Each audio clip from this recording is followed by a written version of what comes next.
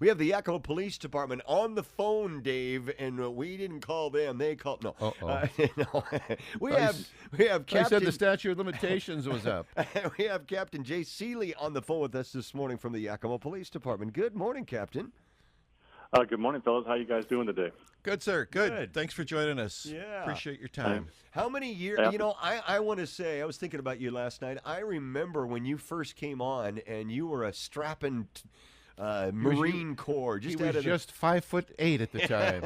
And he's grown right before our eyes. You came out of the Marine Corps and it seemed like it was right into the Yakima Police Department. How many years have you been on with the department? Yeah, I've been here 25 years. 25 years. Was that correct? Yeah. Did you come from the Marine Corps and come into the YPD? I actually came in through the corrections department. I worked at the Yakima County Jail, and then I started in '92 as a reserve for the Yakima Police Department. So I did it for 3 years. 3-year volunteered my time for 3 years, and then I was hired full time. Right on. Well, like Dave just said, thank you for all those years. We really appreciate it, man. Really do. Cruising. Lots of people talking about cruising these days, and you've got a job to do. And when you get people out, you gotta enforce traffic laws. I guess the first question is, when we talk about cruising and you get a lot of police force and it's out of a day, it's not a cruising day. Are you guys looking for the blue car that goes up and down the street 4 or 5 times and then always down there for or you're worried about properties along the road? Tell us, what are you guys looking for? Yeah, it's really just that. We're not anti-cruising at all, and we certainly respect people's right to gather and to peacefully assemble.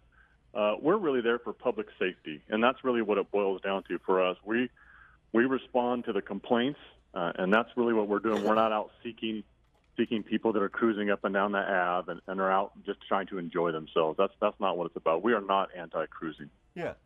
What are the complaints that you get? What are those from property owners?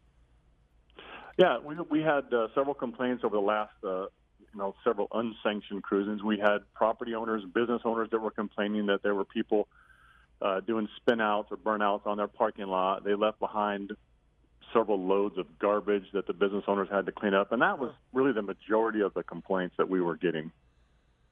Well, I guess so you, and then the police chief during his Facebook post live event the other night said you had some 80 different traffic stops just the other night, and for some of them were for DUI, some of them for racing, stuff like that. So you guys are just doing your job down there, right? Well, exactly. And again, it's really about public safety. We made 80 traffic stops during the last event, and only a third of those received traffic citations. And you're right, there were 3 DUIs, there was a racing, there was some suspended license. But again, I'll remind you and the listening audience, we haven't written a cruising citation since 2011. Wow. Yeah, so that says a lot. Do you remember what it used to be like along Yakima Avenue, right? Before we got these ordinances in place, right? I do, yeah. It was certainly busy, and it seemed to get busier as time went on, and then all of a sudden we started introducing some of the criminal element, and unfortunately they really ruined it for all of us. So when you guys see the public as distressed about their right to cruise and desire to cruise and all of that, I guess part of you feels you said you have nothing against cruising, and everybody was kids once themselves. But, part of the issue that the city's concerned about is liabilities, obviously, and cost.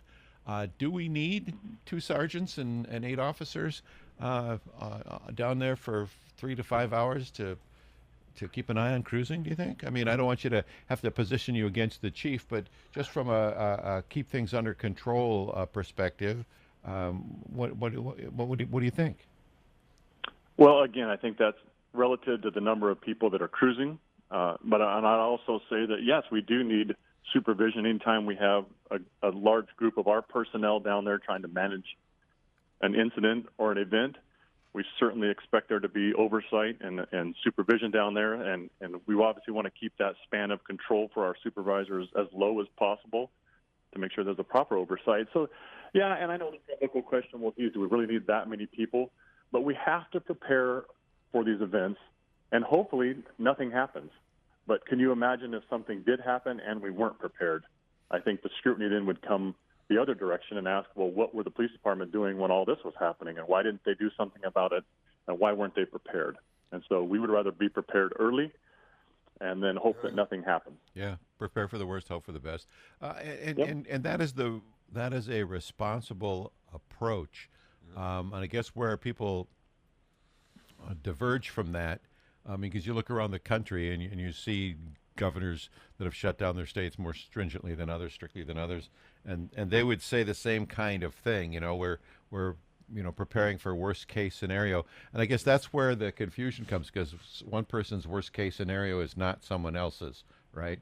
I know this, Jay, that when I was on city council, I felt a greater sense of responsibility for things than I did when I wasn't, simply because you now have that sort of assumed responsibility or even assigned responsibility, like you guys in uniform. I got a feeling that, as a law and order guy, you'd be concerned whether you were captain or not. But now that you are, that's truly on your mind. Is that a fair statement? That is a fair statement, and we talk about it. We discuss it a lot at staff. The chief is very in tune with that, and we really just want to adhere to people's rights. We want to protect the rights of the people in this community, but we also want them to be safe, and we have to do our job. We have to do our duty and protect them. And again, I would add this, that if the public so chooses that they want more cruising nights or they want to repeal this ordinance, there's certainly a process for that. I think council is going to be addressing that here relatively quickly. Yeah. And that may end a lot of this conversation, but it's still not going to end the fact that we are going to have to provide officers to that event, just like we did in years past. We had bicycle officers downtown, and we've had motor officers, and that seems to work very well. And again, the general public comes down. They want to have a good time. They're having fun. And there's just a very small percentage of the public that will come down and maybe commit crimes or, violate traffic laws. And unfortunately, that's what seems to get our attention the most, because it's related to public safety. I guess, look, if you had to make a recommendation to the Yakima City Council, what would you tell them? They're now going to be talking about repealing this ordinance, the cruising ordinance, on June 2. Would you agree with that? What would your advice be to the city council? Well, my advice would be, again, obviously they're going to listen to the people, and that's what they're expected to do. And if the public so chooses that the majority of the public wants cruising back, then that's the way we're going to go, and we'll adhere to their wishes. I just hope that they understand that there's a cost associated with this cruising when it comes to police services, fire services if there's an accident. There's some associated costs with these events, and as long as we're all aware of that. I guess, would you rather see it during certain times so you can plan for those times, or ordinance is dropped, it's kind of a free-for-all then, right? That's correct. It's easier for us, obviously, to have a pre-planned event. That way we know it's expected, we can plan for it, we have the resources available. Much easier for a pre-planned event for us. Right on. Right on. Captain, it's 8:26. We were talking to Yakima Police Captain Jay Seeley. How's the COVID-19 thing going? How are your officers? Have you had no breakouts, nothing like that with your officers, right?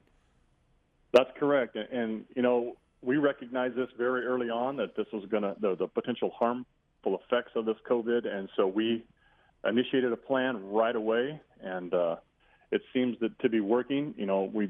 We haven't had one single positive case at the Yakima Police Department.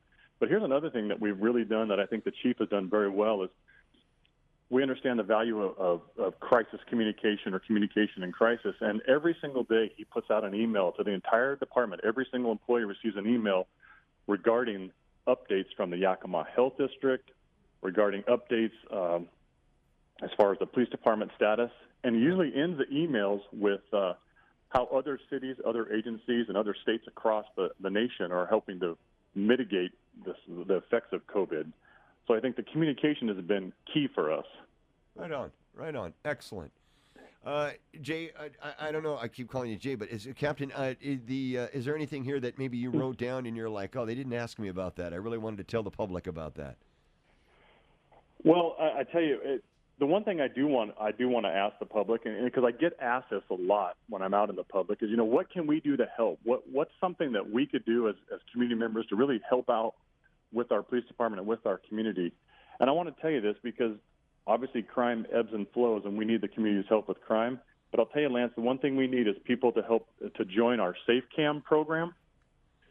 And all that is you log on to www.yakimapolice.org/SafeCam, and then you register that you have a video camera at your house. And it's not that we're going to access your video camera. It's just that if there's an event near your home, we would say, oh, there's a person that has a video camera. We will go talk to you and ask you if we can view your video to see if maybe you captured the car driving by at a specific time. Right on. But that's one way to really contribute and help out the community and help out the police department. We will put that information up on our website so people can get a link from our website right to it. During Definitely. the stay-at-home times, Captain, I've watched an awful lot of television from different countries, and particularly the UK, and it's interesting how they're portrayed as so heavily camera covered in the UK that for every crime they wind up going to like 20 different places and getting video. It's amazing how much help that seems to provide those communities that are covered like that. So to sort of have a impromptu version of that by just knowing who's got home security cameras up and stuff, I could see how that could really make a big aid, a big help for you guys trying to get some clues. Well, and it really does. We utilize video camera evidence all the time. And again, I'll just say again, we are not going to access their video cameras. They're going to have to allow us to look at the video that they have captured. But it's certainly beneficial, and it's helped us build some significant cases, during our time. And it's really helping out, and it's a great program, and we would love people to join it. Well, there's one way you can help the police department. Good stuff. Captain Jay Seeley, thanks for spending some time with us. Next time, we hope you're in the studio after all this is over, and we'd love to have you in on a regular basis. So thanks for your time this morning. Stay healthy and stay safe. We appreciate your time. I appreciate it. Thank you very much, fellas. Take care.